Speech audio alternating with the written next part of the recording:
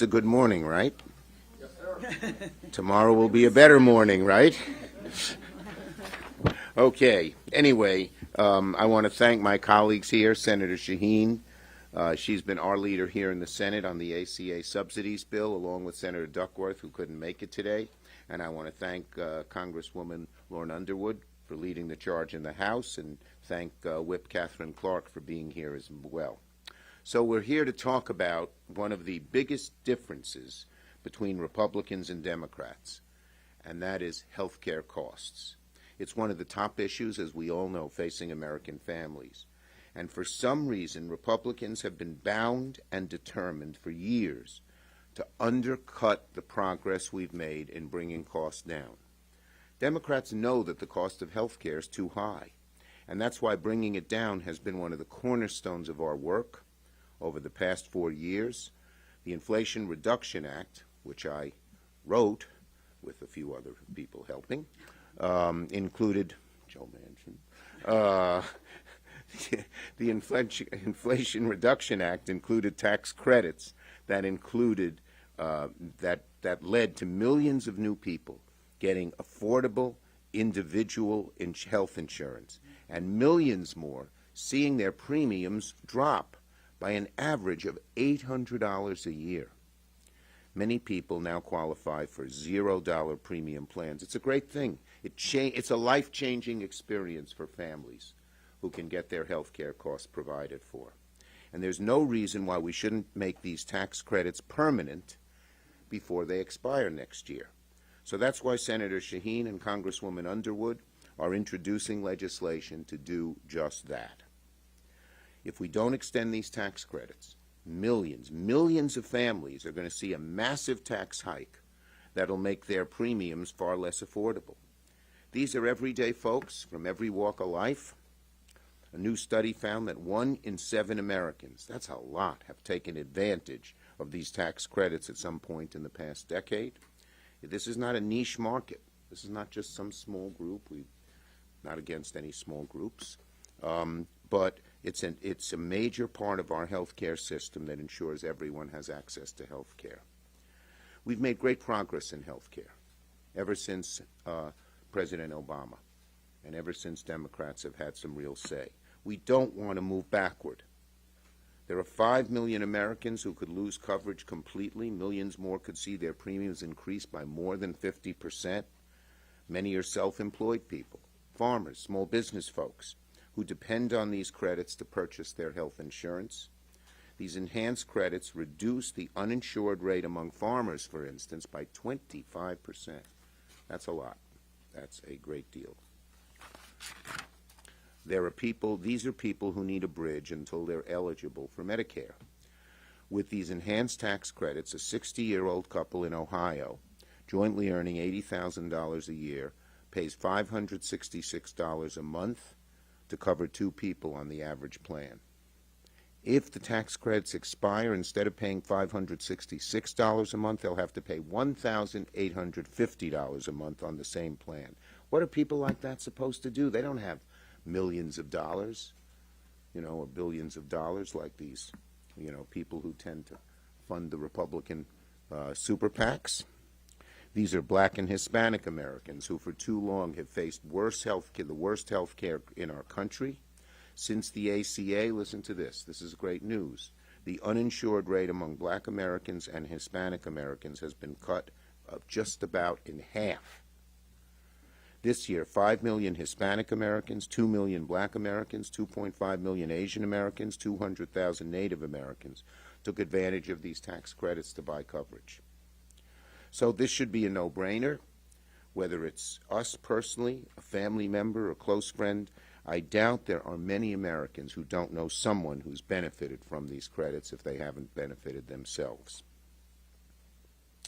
But as we all know, Republicans have a long track record of attacking the ACA, doing everything in their power to roll back the progress we've made to bring down costs. And everyone here is well aware of Project 2025, the Trump fans' playbook for jacking up health care costs, even for people with chronic conditions. Ensuring health care coverage for Americans with pre-existing conditions is one of the most popular parts of the ACA. impacting about 129 million Americans. So it's just cruel, but all too typical that Republicans like Senator Vance would continue to target it.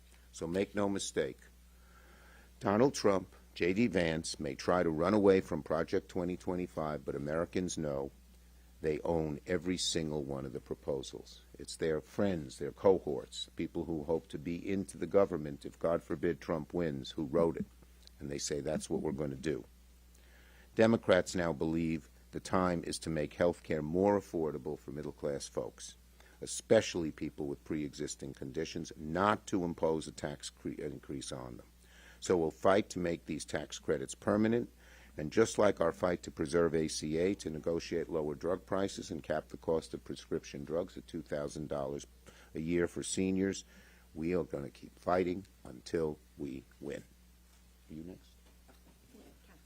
Okay, and now let me introduce our great whip in the House, soon to be majority whip or whatever happens. Leader, that's how it works over there. I remember from my 18 years. Katherine Clark. Thank you, Mr. Leader. Thank you so much, Leader Schumer, and to our bicameral ACA champions. It is a pleasure to be here with Senator Shaheen, a fellow New Englander and neighbor, and what a pleasure to be here with our champion of healthcare in the House, Congresswoman Lauren Underwood, who is also a valued member of our House Democratic leadership. And we thank you for all your work on the ACA and healthcare, and also for the very successful hearing exposing Project 2025 you were critical in putting together yesterday. But what we have today is the perfect illustration of two very starkly different agendas that have been presented to the American people.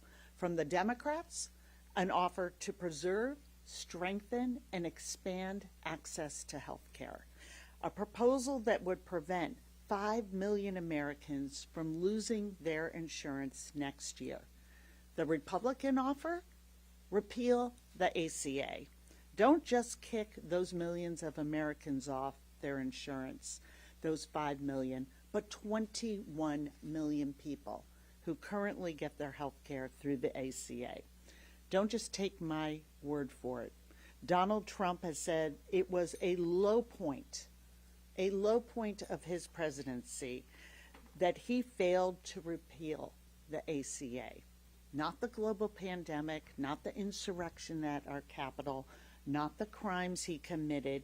His biggest regret is that he failed to tear away health care from the American people. And now he'd like the opportunity to take another run at it. Well, we're not going back. We're not going back to a less healthy and less just America. We're not going back to an America where being a woman is a pre-existing condition, where health care is treated like a privilege.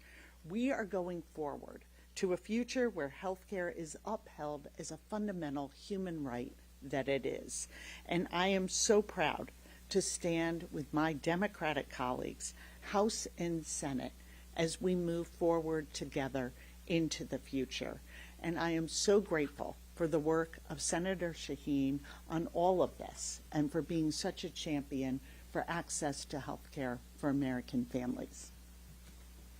Well, thank you very much, Katherine. It's nice to join you this morning and Senator Schumer and Congresswoman Underwood to talk about what we need to do to make the Affordable Care Act premium tax credits permanent.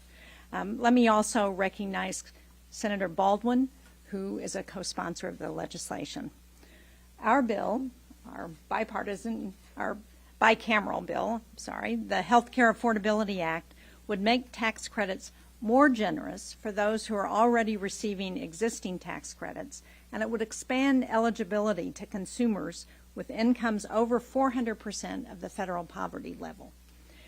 So that's what the bill would do.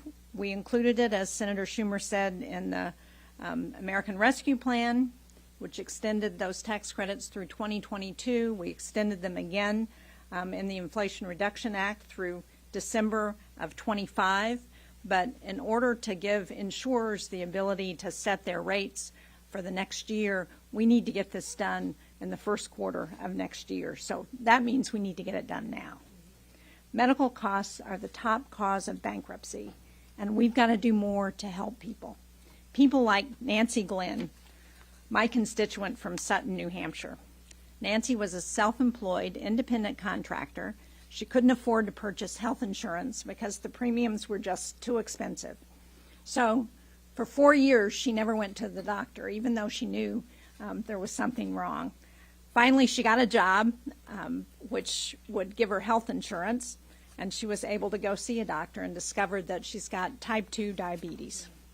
Now, because she finally got the care that she desperately needed, her diabetes is now under control. She's lost 80 pounds. She can keep up with her 10-year-old son, Hunter, and she's spending more time with her family, living a better, healthier life.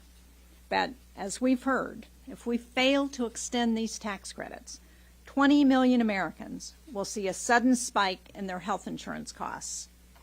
5 million people will become uninsured, and families like Nancy's would be faced with impossible questions like, do I postpone needed care because it's too expensive? Do I skip refilling my prescription because I can't afford it? Do I get that MRI or mammogram or other tests and just hope that the health care issues go away? Sadly, these aren't hypotheticals. As Nancy experienced, these are challenges that millions could face if we let these tax credits expire. And it wouldn't just affect families like Nancy's in New Hampshire. Red states, blue states, purple states are all home to families who would be forced to face skyrocketing costs. And the predictions are very clear. There's no ambiguity. Premiums would spike in every state, more people would be uninsured, and Americans would be priced out, too many Americans would be priced out of getting vital health care coverage. So it's why we made sure these tax credits were included, as I said, in the American Rescue Plan and the Inflation Reduction Act, and now it's time we do it again. The people we serve deserve better than the concepts of a plan. They deserve a real plan. That's what our bill would do. We need to follow up with real action. We need to get this done before it's too late. So, Congresswoman Underwood, I'm so pleased to be able to join you in this effort. Thank you. Well, good morning, everyone. Thank you all for joining us today. It's an honor to join Leader Schumer and Whip Clark and Senator Jeanne for the introduction of the Healthcare Affordability Act of 2024. Now, today is one of my favorite days in Congress because today is a healthcare day. And from my very first day in Congress, it's been my mission to lower out-of-pocket healthcare costs for families across the country and in my community in Northern Illinois. That's why I first introduced the Healthcare Affordability Act in 2019. And I fought so hard to get a short-term version of it included into law.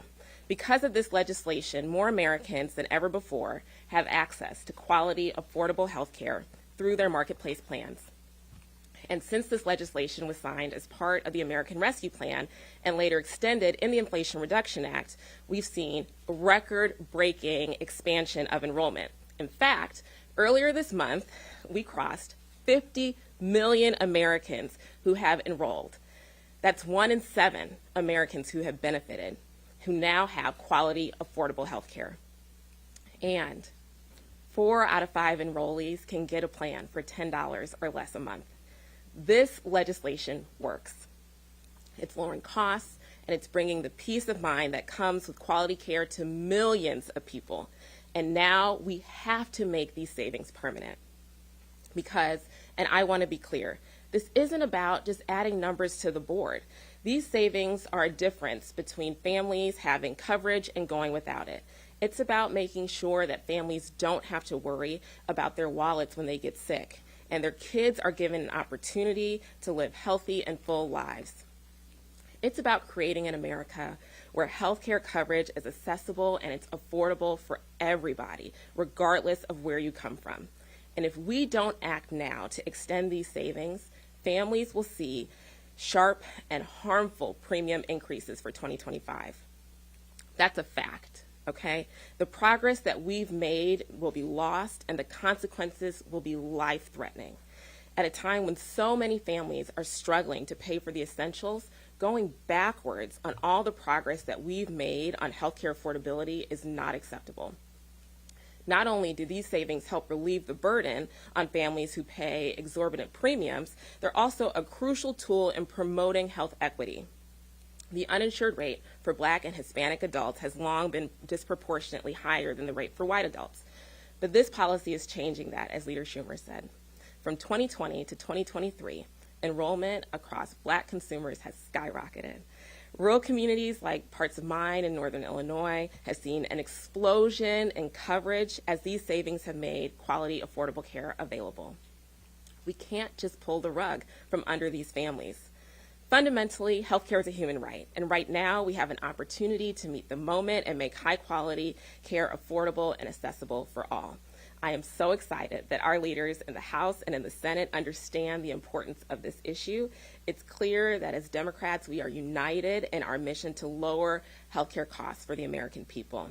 Now is the time for the Congress to deliver on this promise to the American people. Now is the time to pass the Healthcare Affordability Act, and now is the time to make these savings permanent.